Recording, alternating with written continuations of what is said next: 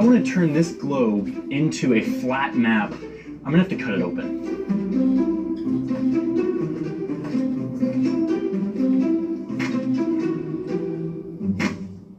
In order to get this globe to look anything close to a rectangle lying flat, I've had to cut it in several places.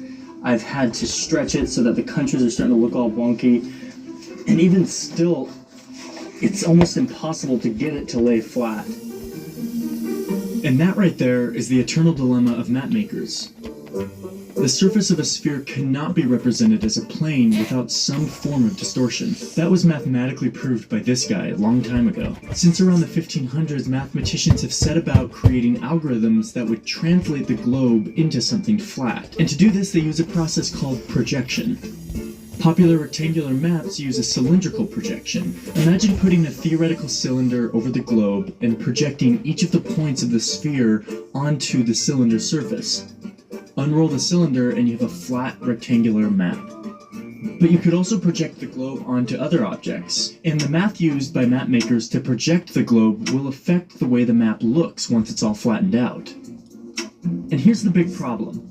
Every one of these projections comes with trade-offs in shape, distance, direction, and land area. Certain map projections can either be misleading or very helpful depending on what you're using them for. Here's an example.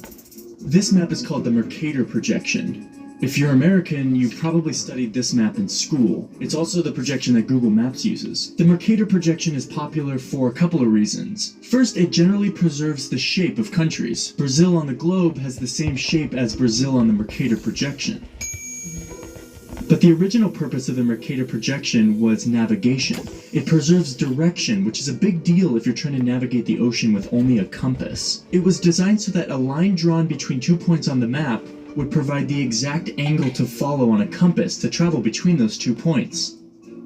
If we go back to the globe, you can see that this line is not the shortest route, but at least it provides a simple, reliable way to navigate across the ocean.